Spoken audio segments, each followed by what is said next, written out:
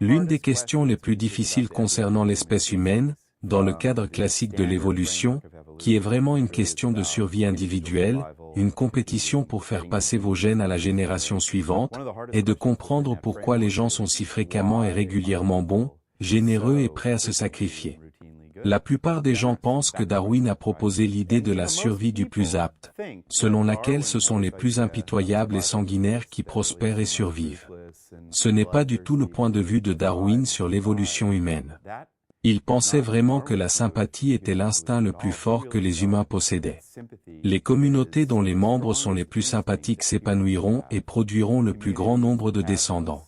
Cette idée que Darwin a développée fait référence à la vulnérabilité de notre progéniture, qui a d'abord émergé sous forme de structures sociales comme les soins coopératifs, puis a donné lieu à des symptômes physiologiques façonnés par l'évolution pour nous aider à prendre soin des porteurs de nos gènes, nos enfants. Nous avons appris des neurosciences à l'université UCLA que si vous ressentez une douleur physique, une partie de votre cerveau s'illumine, et si je vous vois ressentir de la douleur, la même partie de mon cerveau s'illumine. C'est comme si nous étions câblés pour vivre la même expérience que les autres. L'empathie est une tâche vraiment compliquée. Elle engage vraiment les lobes frontaux, ces nouvelles régions du cortex impliquées dans des processus symboliques plus complexes comme le langage et l'imagination du futur. Parce que l'empathie nécessite que vous pensiez, il y a quelqu'un d'autre qui a des sentiments et des pensées qui peuvent être différents des miens. C'est une réalisation cognitive vraiment compliquée. Dans mon laboratoire, le laboratoire d'interaction sociale de Berkeley, nous avons montré des images prototypiques de souffrance à nos participants. Elles déclenchent des sentiments extrêmement puissants de compassion. Ce que nous avons trouvé dans le cerveau, c'est qu'une partie très ancienne du cerveau, appelée la substance grise périaquéducale, qui est commune aux mammifères lorsqu'ils prennent soin des autres, s'active lorsqu'ils ressentent de la compassion. Cela nous dit que la compassion s'inscrit dans une partie vraiment ancienne du système nerveux, comme Darwin l'avait anticipé. Mes étudiants et moi sommes vraiment intéressés par les classes sociales. Que cela fait-il à l'esprit humain? Notre laboratoire et d'autres laboratoires sont intéressés par quelque chose appelé le nerf vague. C'est le plus long nerf du système nerveux humain. Dans nos recherches, la compassion, le sentiment de prendre soin de quelqu'un dans le besoin, active le nerf vague.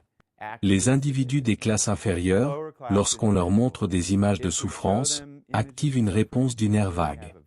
Vous ne voyez pas cela chez les individus des classes supérieures. C'est littéralement un déficit de compassion produit par la richesse. La prochaine série d'études sur les associations caritatives, qui donne.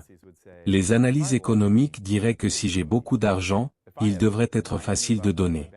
Si j'ai 900 $ dans mon compte bancaire, me séparer d'une certaine somme d'argent, cela compte, vous savez? Cela affecte ce que vous mettez dans votre réfrigérateur. Et malgré cela, ce que nous trouvons, c'est que les classes inférieures donnent plus, et cela est également reproduit dans les études sur la philanthropie. L'une des choses que la science nous dit est qu'il existe une grande force de générosité et d'empathie parmi les communautés plus pauvres, qui est absente parmi les gens plus privilégiés. C'est une communauté forte. Oui, 60% de ce que nous faisons est motivé par la maximisation de la gratification et du désir personnel, et simplement la survie des plus compétitifs, mais 40% du temps, nous faisons des choses pour les autres. Et nous nous sacrifions et nous risquons l'exploitation, mais nous le faisons toujours. Et pas seulement cela, cela devient en fait personnellement épanouissant, inspirant de s'engager dans ce travail. Nous trouvons une satisfaction secondaire dans ce jeu au nom des autres. Je pense qu'il est vraiment nécessaire que nous redéfinissions l'intérêt personnel de l'humain. Les grandes traditions éthiques ont toujours encouragé cela, et maintenant nous voyons que la science dit, oui, le cerveau se soucie vraiment des autres.